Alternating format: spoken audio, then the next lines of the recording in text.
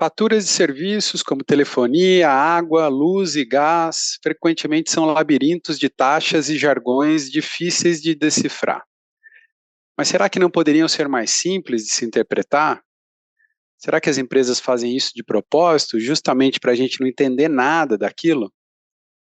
E quantas vezes você já se deparou com contratos de 10, 15, 20 páginas para abrir uma conta num banco, para contratar um seguro, por exemplo, escritos em linguagem jurídica, complexa e de difícil compreensão para o público em geral? E se a gente te contar que está nascendo uma nova abordagem inovadora e que visa melhorar a experiência de pessoas com o sistema jurídico, tornando mais acessível, mais simples e compreensível? Fique com a gente, estamos de volta para mais um Debate no Café. Eu sou o Thiago Pierosi. E eu sou o Márcio Oliveira, e hoje a gente vai receber aqui a Katsuri Machado, vai falar um pouquinho para a gente de legal design, dizer o que é isso, e ajudar nós, meros mortais, a entendermos melhor como se relacionar corretamente com a empresa também, respeitando todos os aspectos legais, tá bom?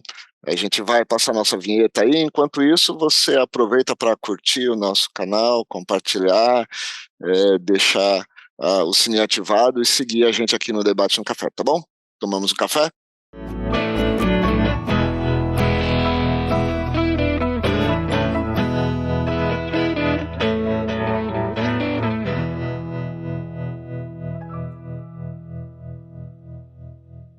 A Katsuri é advogada, professora, palestrante, escritora e consultora especialista em experiência do cliente.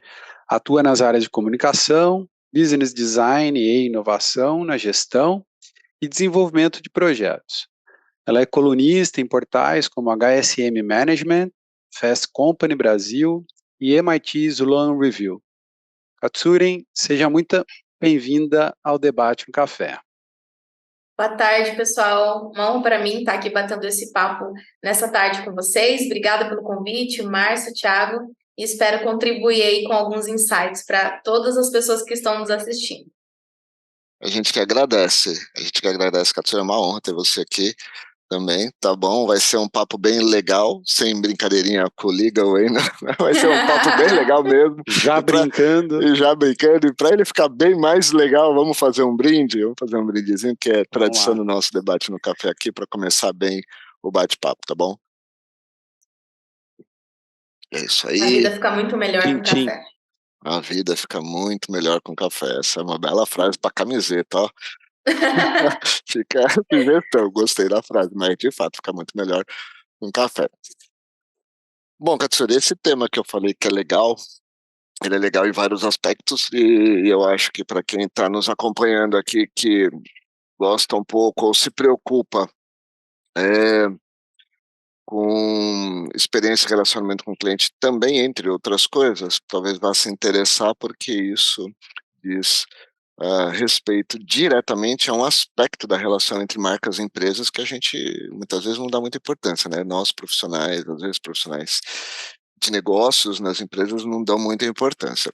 Mas explica para a gente esse conceito, que é um conceito interessante, né? Um nome bonito, e acho que é um conceito interessante também, né? De legal design, o que que ele quer dizer. Explica para os nossos seguidores, para quem está acompanhando aqui, para a gente entender um pouquinho quais são as bases disso. Legal, Márcio. Bom, o conceito legal design ele surgiu pela primeira vez lá na década de 90 com uma professora de uma universidade de Zurique, Colette, a professora Colette, e o sobrenome dela é muito esquisito, eu não consigo falar, assim, eu não vou nem me atrever a falar para não falar errado. Mas ela, numa tese dela, ela mencionou pela primeira vez o termo legal design. Só que, se você fazer uma pesquisa rápida, você vai encontrar com mais facilidade a professora de Stanford, a Margaret Hagan, como uma das principais, né, fomentadoras do conceito. E, assim, acho que foi muito pelo trabalho dela que o legal design ganhou a amplitude que tem hoje. Então, a professora ela criou o Legal Design Lab lá em Stanford em 2013. E em 2017, ela escreveu um livro, Law by Design, tem na internet, qualquer pessoa consegue ler ele, é aberto e é um livro super legal, é um e-book que traz o conceito de legal design e alguns cases, algumas possibilidades, né, dentro dos projetos que eles desenvolveram ali no Legal Design Lab. Ela compartilhou nesse livro algumas aplicações práticas, é um livro bem didático, e aí a partir disso o tema começou a ser divulgado, conhecido, mas só chegou aqui no Brasil, assim, eu comecei a ver pessoas comentando sobre isso aqui no Brasil lá para 2018, 2019, que eu vi assim um burburinho maior, tá? Então, e aí, a partir disso, nós temos amadurecido muito esse debate.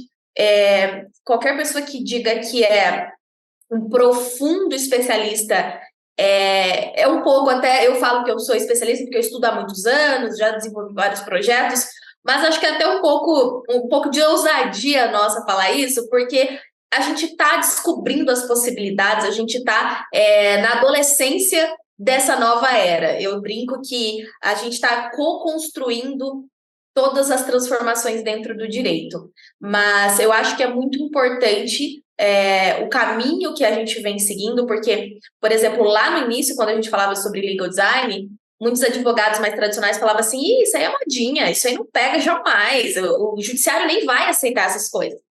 E aí, lá em 2020, a gente começou a ver regulamentos, não só, digamos, dizendo que aceitavam no judiciário, os juízes, os magistrados, dizendo que aceitavam no judiciário, como recomendavam. Então, começou a sair decretos, regulamentos, vários documentos normativos recomendando o uso da abordagem do legal design, as aplicações de Visual Law, e aí o ápice para mim foi quando o ministro Fux falou lá no STF sobre legal design, e eles têm uns projetos internos, né, coordenado na época pelo Thiago Montijo, que utiliza dessa abordagem, que utiliza desses conceitos, desses princípios para facilitar a comunicação. Então, eu penso que hoje nós estamos já bem melhor, digamos, embasados, porque além de termos artigos e pessoas estudiosas das maiores universidades falando sobre o conceito, né? Surgiu em Stanford, mas já tem professores e estudiosos em universidades em todo o mundo, não só nos Estados Unidos, mas na Europa também, que estuda profundamente o tema e tem ampliado o debate. E aí agora, além disso, nós temos aí cortes de todo o mundo recomendando o uso, né? Tem até, lá no Canadá, eles até legislaram, até criaram lá uma lei utilizando os conceitos de legal design, e foi super, super bem aceito pela população, óbvio, né? Porque quem é que entende hoje as leis como elas são publicadas? E aí eu penso que nós estamos num cenário muito positivo, apesar de ainda esse conceito ser conhecido mais nos grandes centros, nas capitais. Se você vai falar sobre legal design, às vezes lá pro norte, lá pro sul, às vezes as pessoas ainda não sabem o que é. Então, a gente ainda tem muito trabalho a fazer. Está restrito aos grandes centros e às grandes empresas? Sim, infelizmente, assim, a maior parte das pessoas que conhecem, que debatem, até os eventos, se você for ver, os eventos que tem como tema legal design, São Paulo, Rio de Janeiro, um ou outro que você vê mais espalhado, assim, mas com intensidade mesmo, é sempre nas capitais. E Katsuri, e capitais daqui, né? Não, e capitais daqui, né? Porque eu falo capitais, poderia ser lá no norte, mas não, é mais aqui mesmo.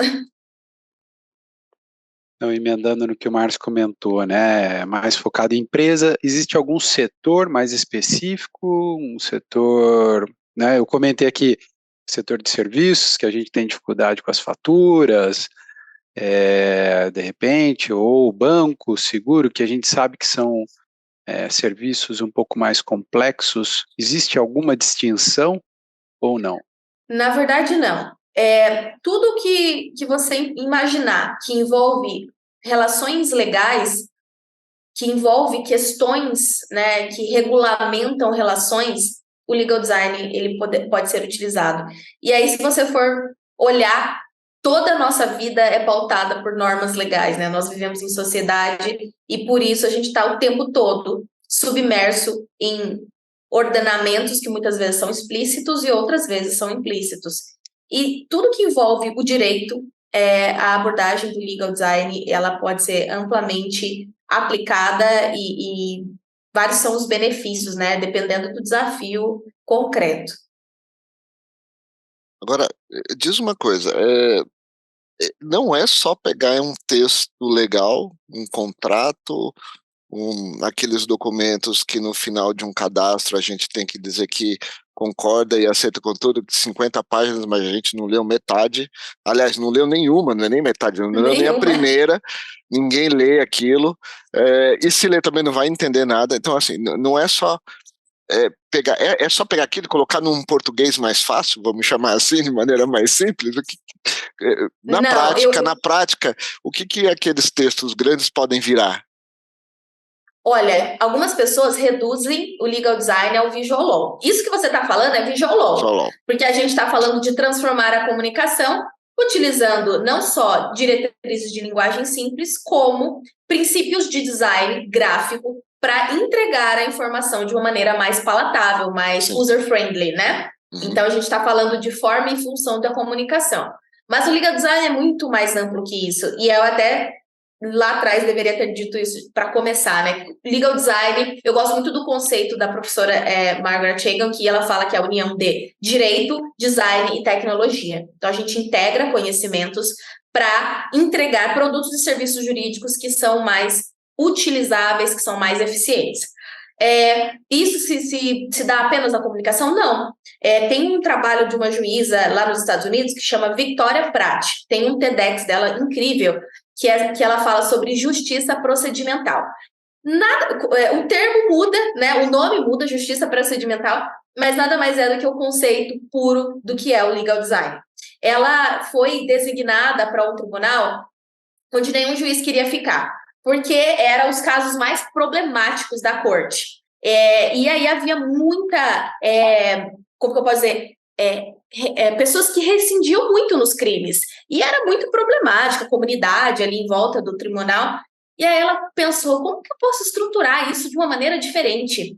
E aí ela começou a não só mudar a forma como ela tratava as pessoas no tribunal, com empatia, com respeito, ouvindo as histórias, tentando descobrir a causa que levava as pessoas ali daquela comunidade a cometerem crimes de maneira reiterada, como também ela criou todo um processo para que as pessoas pudessem ter uma segunda chance. Então, se você era o primeiro delito seu, você poderia prestar serviços à comunidade para que você não precisasse, por exemplo, ficar preso ou alguma pena que fosse mais gravosa.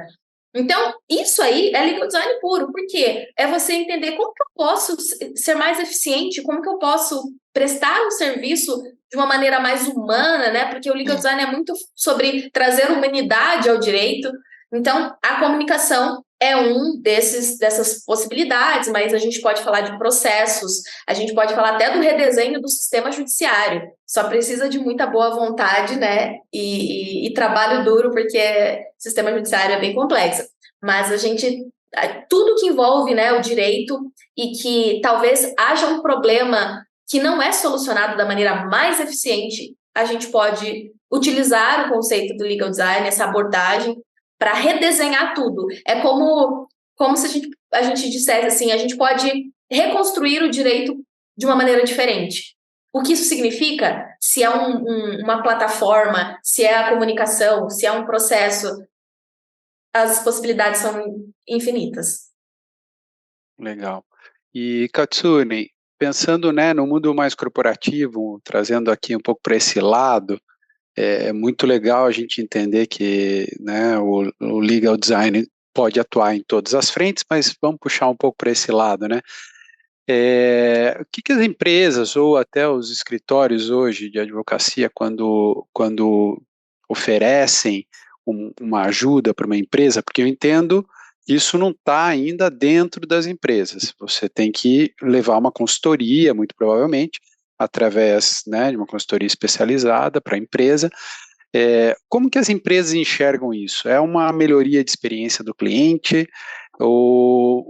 Aonde está o benefício para a empresa e qual é a abordagem desses escritórios de advocacia que prestam esse tipo de consultoria?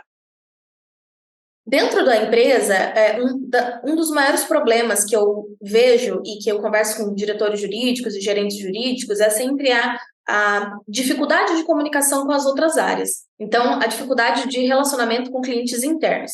Então, o legal design pode ajudar a observar quais são os ruídos de comunicação, quais são esses fluxos dentro do departamento jurídico e treinar os profissionais e redesenhar esses fluxos para que esses fluxos sejam mais eficientes. Consequentemente, quando a gente torna fluxos mais eficientes, melhora a comunicação, isso impacta na experiência dos clientes internos, como nos clientes, né, no cliente final, por exemplo.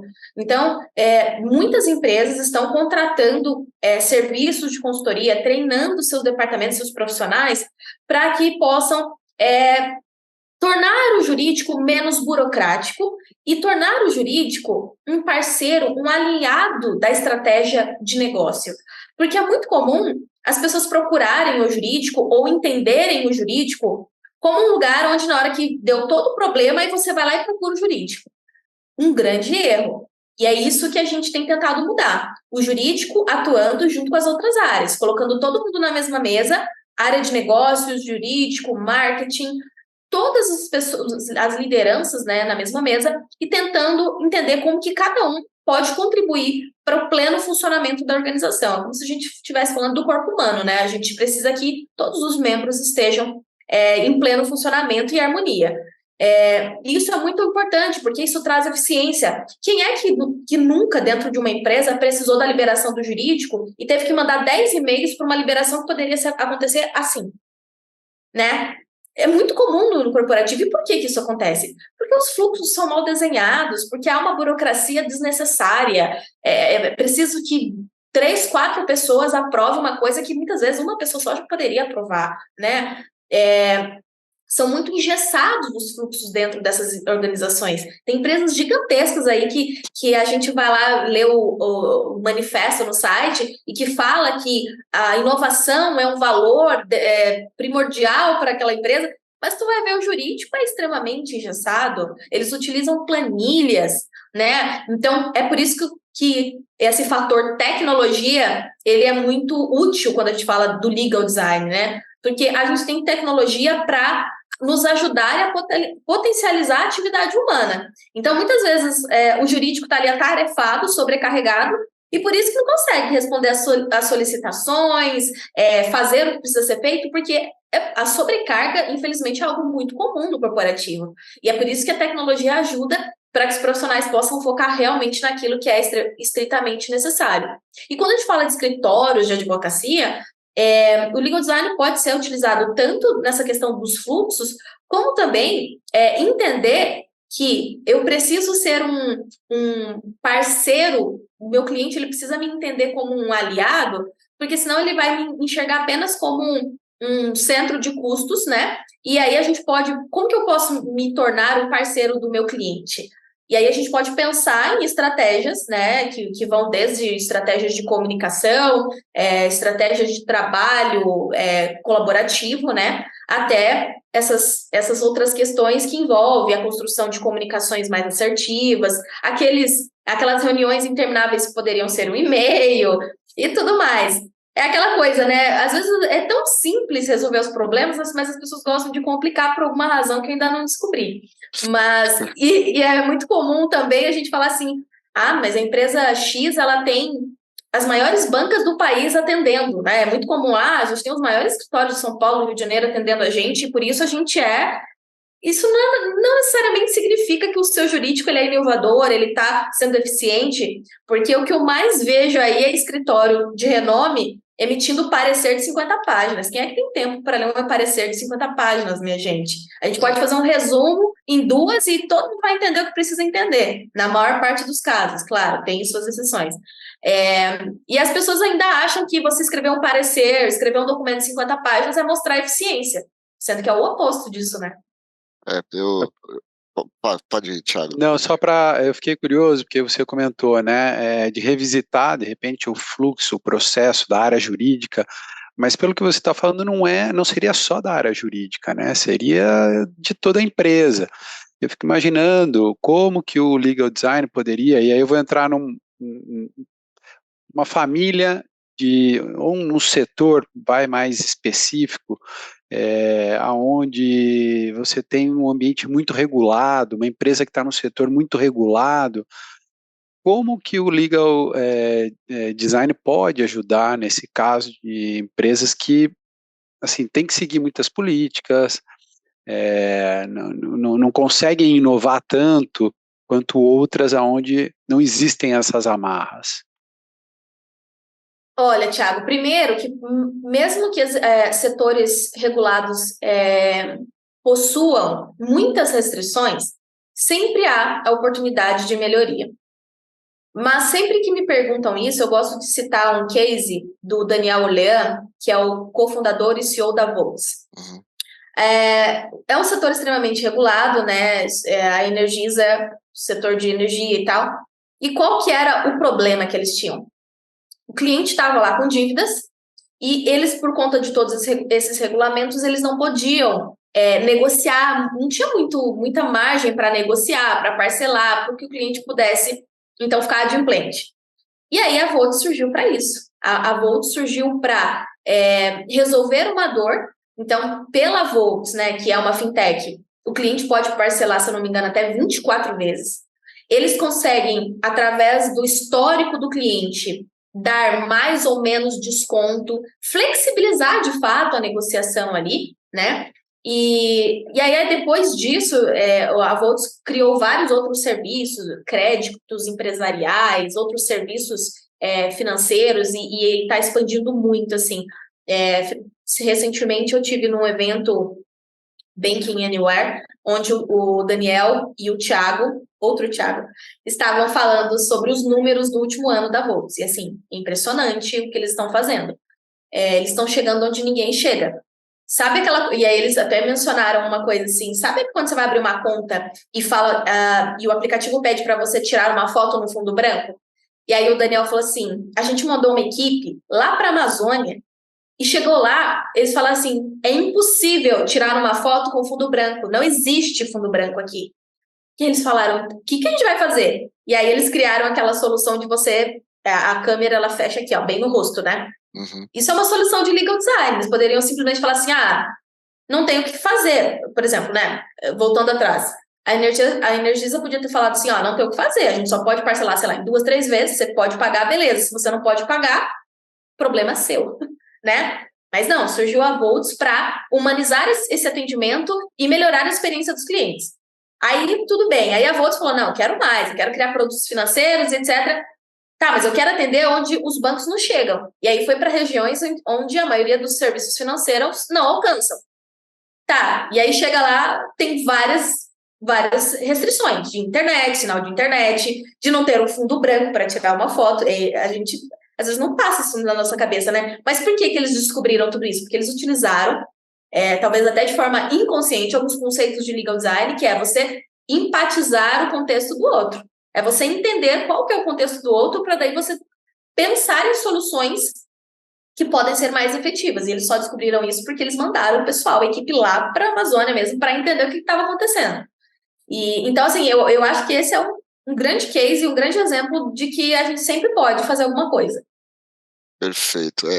Eu vou dar alguns passos para trás para colocar um tema aqui, mas só para complementar isso que você falou, é fantástico. Na verdade, a gente confunde design com forma e função, né? Eu costumo falar que design, o foco não é o objeto do design, né? Seja ele qual for, o foco é o ser humano, né? A função do design é facilitar a vida do ser humano.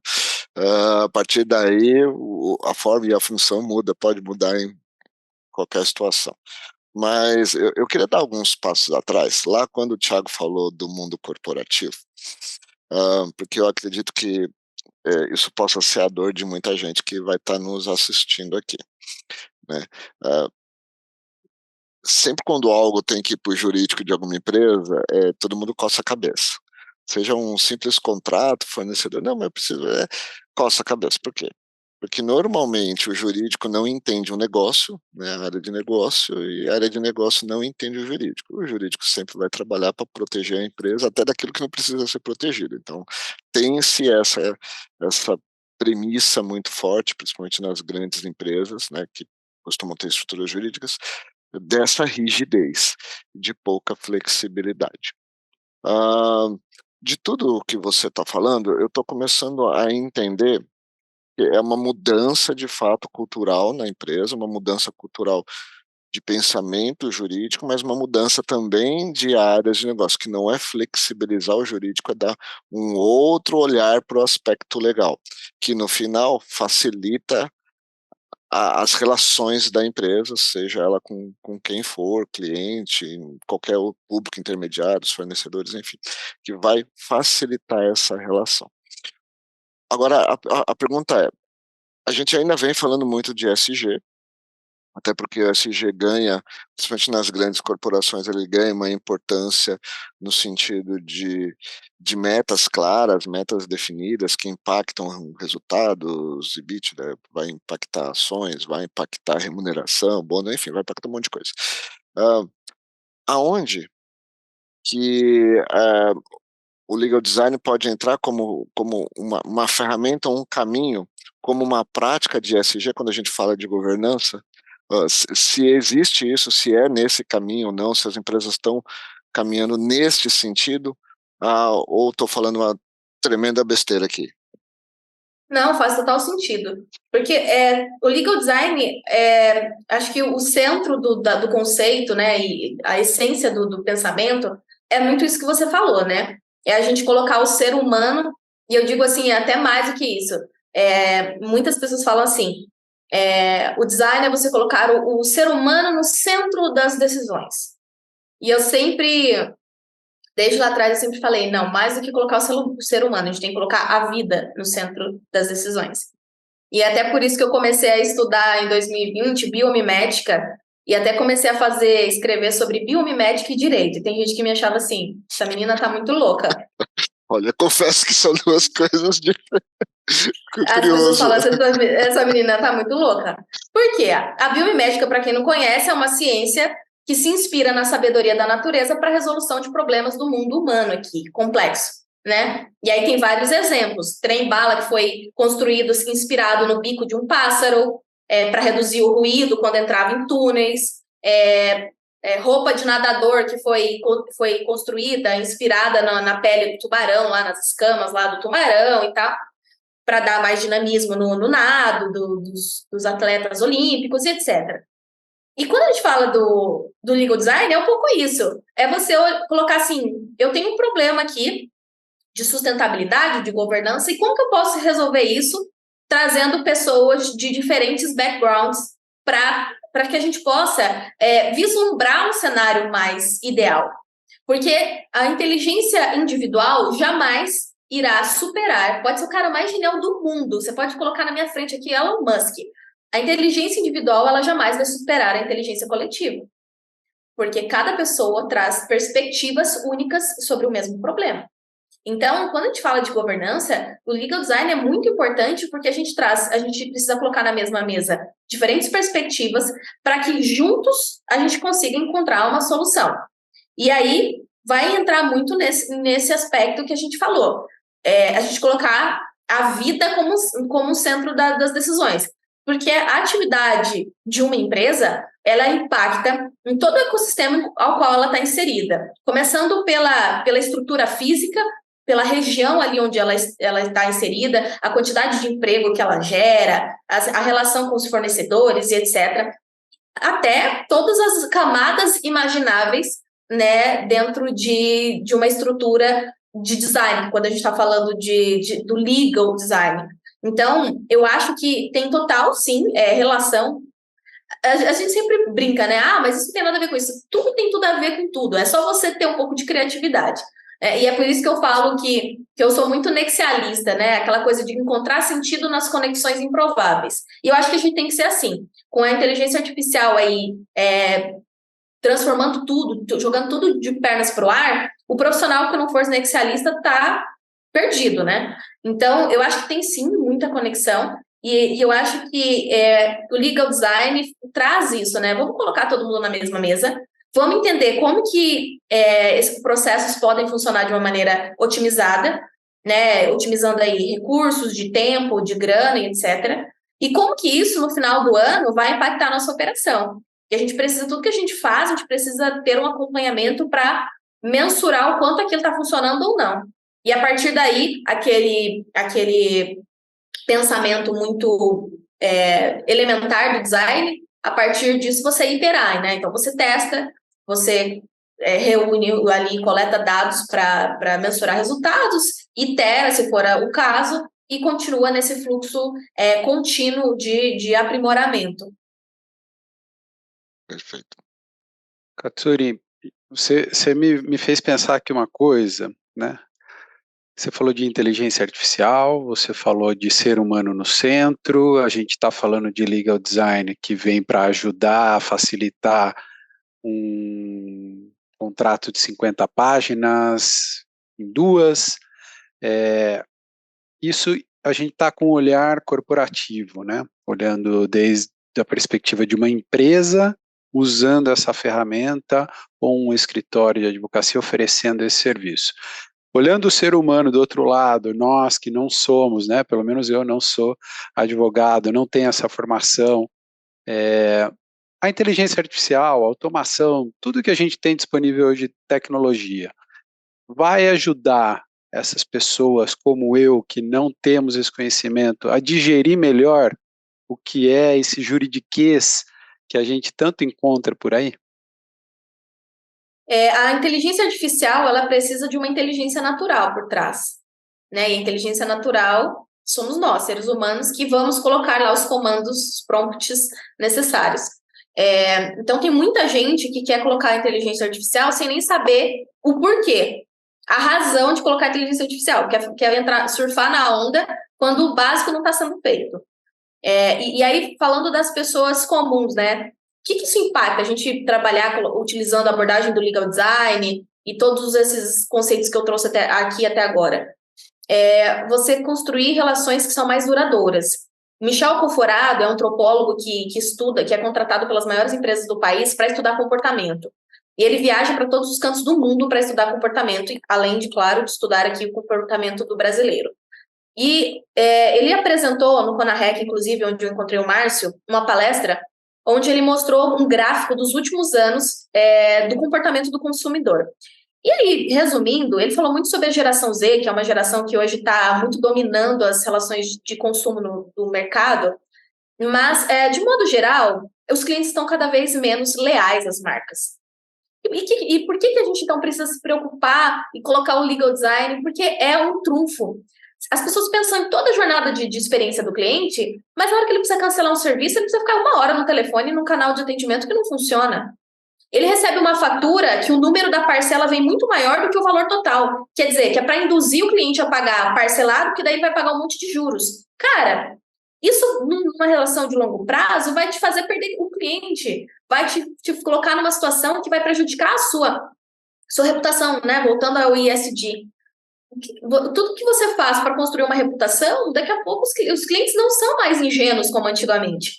E se você não faz um trabalho legal, tem 1 milhão de pessoas concorrendo contigo. Porque hoje o microempresário lá do interior de Santa Catarina, ele concorre com uma empresa aqui de São Paulo, porque o digital colocou todo mundo num pé de igualdade, para muitos contextos, obviamente, não é todos, mas muitos contextos, que antes não existia.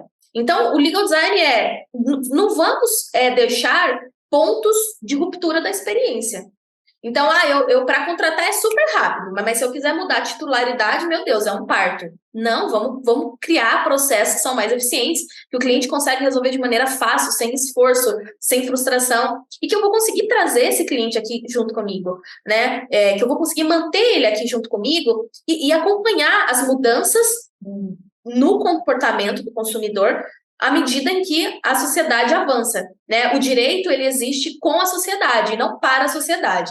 Então, a gente precisa acompanhar essas mudanças. Um exemplo muito prático é o contrato que antes se enviava por e-mail E hoje tem empresas que enviam um contrato pelo WhatsApp e que redesenham o contrato. Então, um contrato que tinha antes 10, 15 páginas, hoje tem 5, às vezes 4, com uma linguagem simples, objetiva, direta, com layout agradável, né, onde você consegue localizar as informações rapidamente, sem letra miúda, sem aquele jogo de palavras que você não entende bem o que você está contratando, ou o que aquele documento está regulamentando ali. E aí os contratos que demoravam, sei lá, uma semana, 15 dias, 20 dias para serem assinados, hoje às vezes são assinados em 48 horas. Então, a gente está falando de uma melhoria na experiência do cliente, a gente está falando de um fortalecimento da reputação das marcas diante dos consumidores, a gente está falando de uma eficiência operacional, porque o seu colaborador não precisa ficar ali horas explicando para o cliente uma cláusula que às vezes nem o colaborador entende, e aí ele tenta explicar para o cliente que entende menos ainda. Time is money, né? Então, você está fazendo o seu colaborador perder tempo ali, sendo que você poderia simplificar tudo isso e deixar o seu colaborador fazendo o que realmente é importante. Então, assim, essas são alguns exemplos. Por exemplo, a Latam colocou recentemente a política de privacidade dela lá no site, utilizando o conceito de legal design. O Zé Delivery também. Então, você entra lá no site, você vê que a política de privacidade ela tem um tom de voz do Zé Delivery, que é um tom de voz descontraído, informal. Então, segue o tom de voz, o que eu acho muito legal, porque precisa ter coerência. Você não pode querer fazer uma propaganda legalzinha na televisão, e aí na hora que o cliente vai ler um termo, vai ler um contrato, é aquela linguagem engessada no formato da década de 50. Não tem coerência. Então, assim, as empresas estão acordando para isso, desde grandes empresas até as menores. Eu já fiz contrato para escritório de contabilidade que tem, sei lá, 100 clientes. Escritórios assim, pequenos, né, e tal. Um case muito famoso, que eu sempre falo nas minhas palestras e treinamentos, é um case do BNI, que é o Balcão Nacional de Injunção de Portugal, que funciona como se fosse o PROCON aqui no Brasil. Os clientes recebiam as cartas de notificação e não entendiam por que eles estavam recebendo, pelo que eles estavam sendo cobrados, quem tinha cobrado, como eles poderiam pagar, se poderia parcelar ou não, se eles poderiam contestar, como que isso se dava. E as pessoas recebiam aquilo, não entendiam nada, ficavam desesperadas, aquela coisa muito comum, né? Principalmente pessoas mais humildes, assim, que recebem uma notificação de um órgão público, meu Deus, já apavora.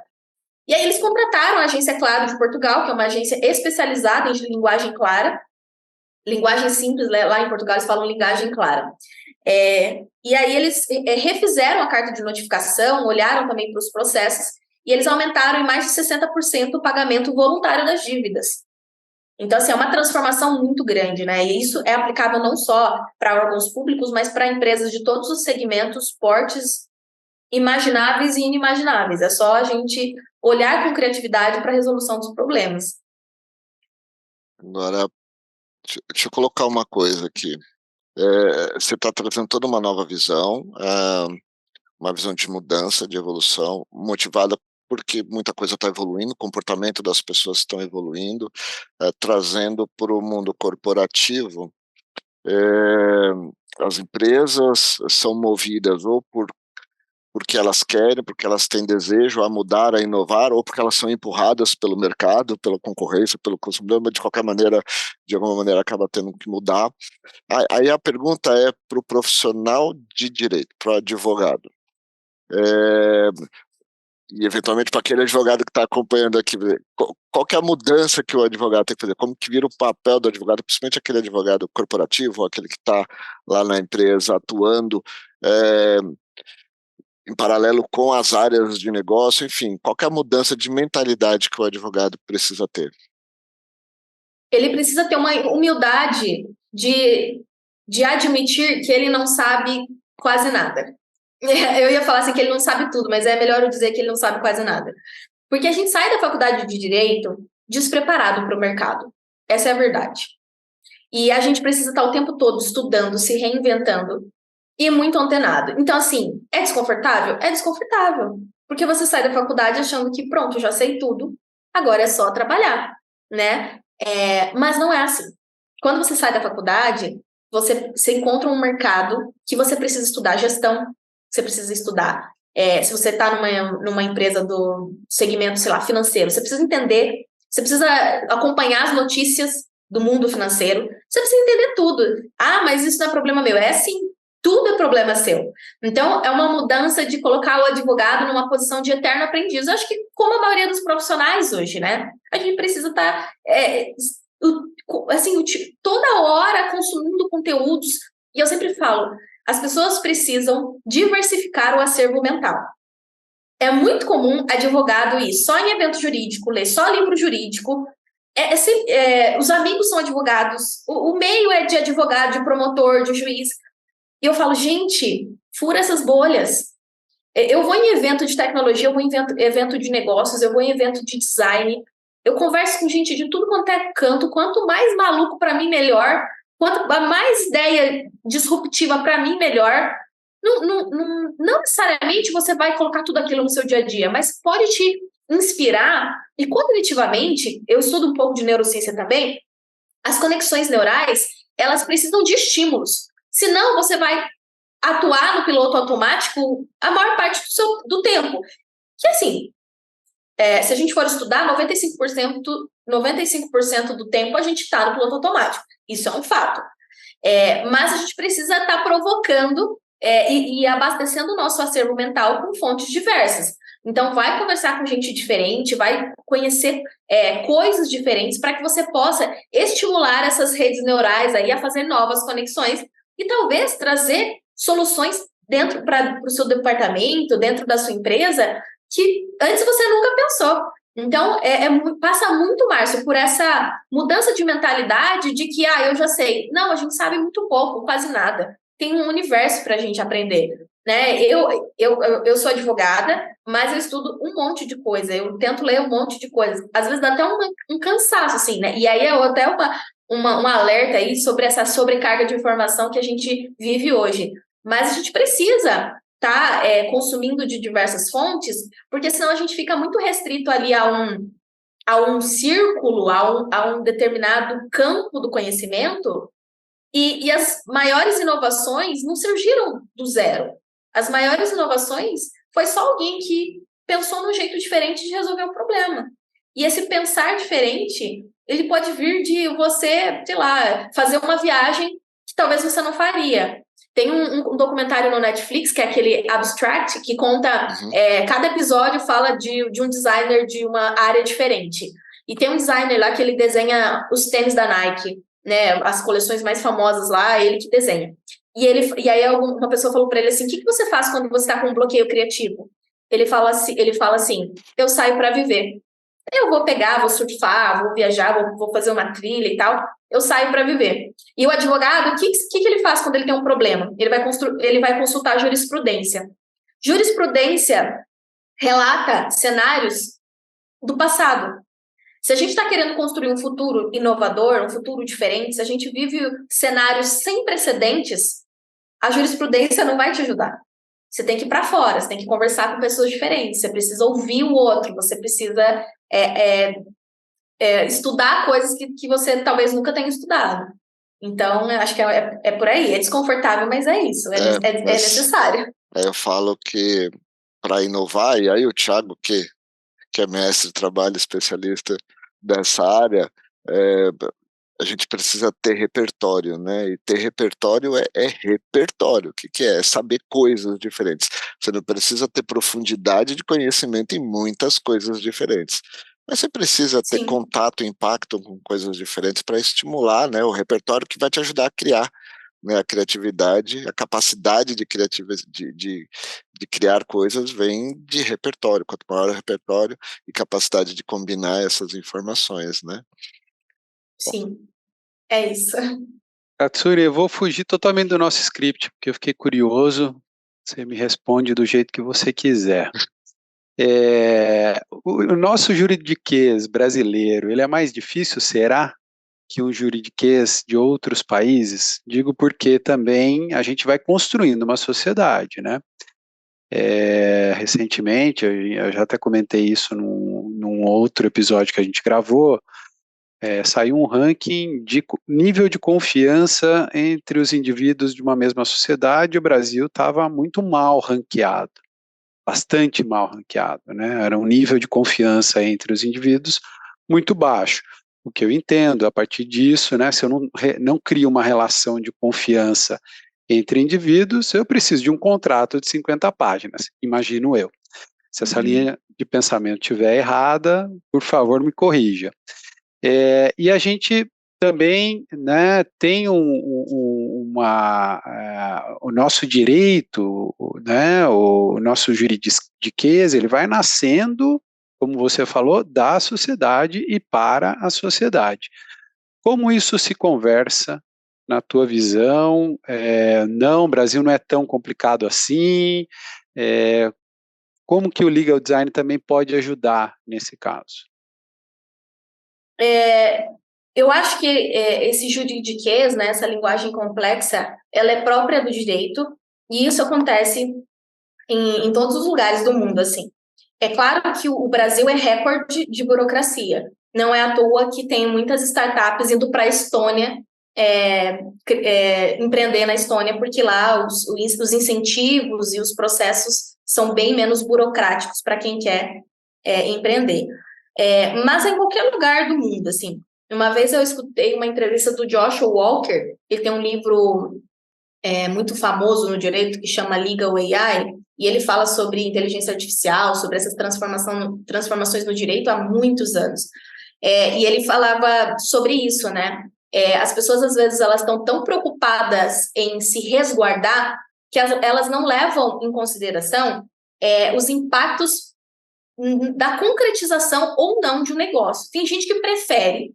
Quem é que nunca recebeu, né, principalmente grandes empresas, ou você assina esse contrato do jeito que tá, a gente não muda, é padrão, a gente manda os contratos para todos os nossos fornecedores, é desse jeito.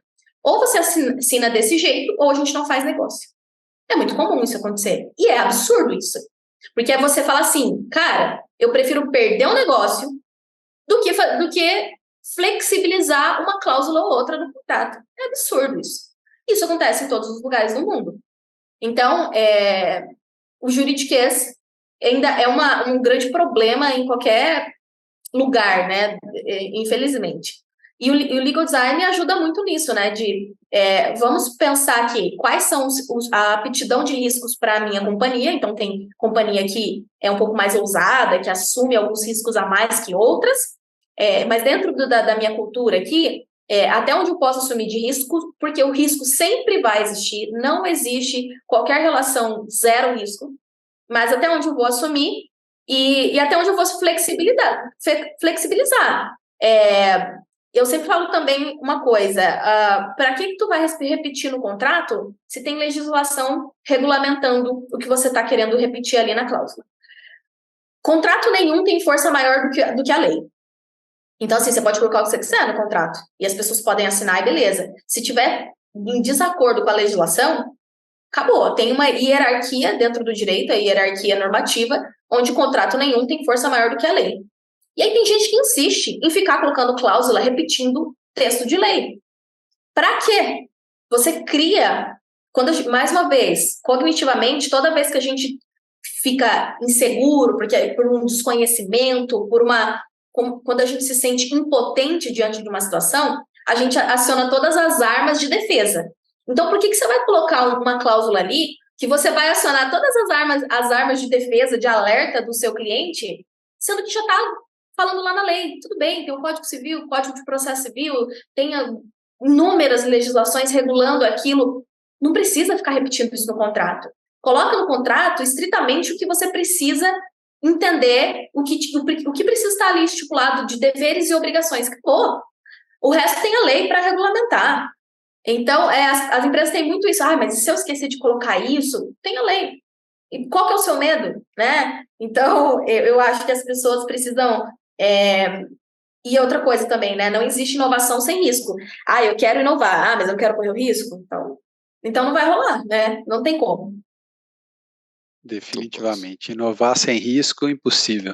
A gente sempre está borderline. Inovar com segurança, né? Não, eu quero inovar com segurança. Eu já ouvi isso, tá? Eu já ouvi essa frase. Eu quero inovar com segurança. Deus. Eu gosto da inovação que não tem nenhuma legislação. Essa é a melhor. É aquela que não tem nada legislado sobre. Essa realmente é uma baita inovação. Mas, enfim, pode ser um próximo episódio. Porque hoje inovação sem muros, né? Sem muros. Inova, mas dentro desse limite aqui, né? Você cria os muros, só inova dentro da caixinha. Difícil. Vou fazer aqui Timekeeper. A gente está chegando no final. Katsuri, já vou agradecer a tua participação, fantástico aqui tua participação, um episódio muito legal. Quem ficou conosco também, super agradeço. Márcio, super obrigado. E já passo aqui a palavra para vocês fazerem os comentários finais também. Eu que agradeço aí o convite.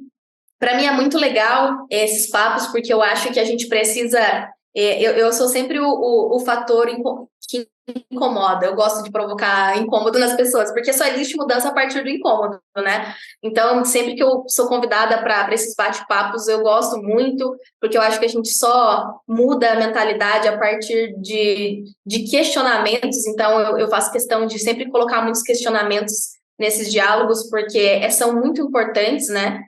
E a gente precisa caminhar para um corporativo diferente, né? Eu acho que os moldes que nos trouxeram até aqui não são os mesmos que vão nos levar além. Muito bom, é isso aí, né? O livro Connecting the Dots do John Chambers traz isso, né? E aí vamos usar uma outra aqui também do Einstein, que se a gente quer resultados diferentes, a gente precisa fazer diferente as coisas, né? Muito bom, Katsuri, muito obrigado. Obrigado mesmo, foi muito bom esse tema, um tema diferente, um tema novo, inédito aqui no Debate no Café, mas muito importante, fundamental, que ele toca várias coisas na empresa, várias mudanças, né? A gente acha que o jurídico é só uma área ali, que rever contrato, cláusula. Eu, por exemplo, estou discutindo agora um contrato aqui, vai para o jurídico, volta para o jurídico e tal. Mas assim, vai além disso, né? A gente precisa despertar, fazer essas provocações que você fala. Então, eu espero que quem nos acompanhou até aqui tenha sido provocado, possa levar essa provocação para a sua empresa, se você está no mundo corporativo, possa fazer essa mudança na sua empresa, se você é um empresário, um executivo, um empreendedor, tá bom? Muito obrigado por ter ficado aqui conosco até agora. De novo, compartilha, segue aí o Debate no Café. Thiago, obrigado mais uma vez. Katsuri, muito obrigado, sucesso para você aí nessa jornada de provocar as pessoas para uma mudança, tá bom? Obrigada e convido também a todos que estão nos assistindo a me acompanhar nas redes sociais. Estou lá no Instagram, no LinkedIn, sempre compartilhando conhecimento. Katsuri Machado. E fico à disposição também para quem estiver nos assistindo e quiser bater um papo, tiver dúvidas, pode me mandar lá. Legal. A gente vai deixar aí nos comentários todos os links da Katsuri também, tá bom? Vai lá e segue ela, porque ela é fera também. E até o próximo Debate no Café para todo mundo. Tchau, tchau. Tchau, tchau.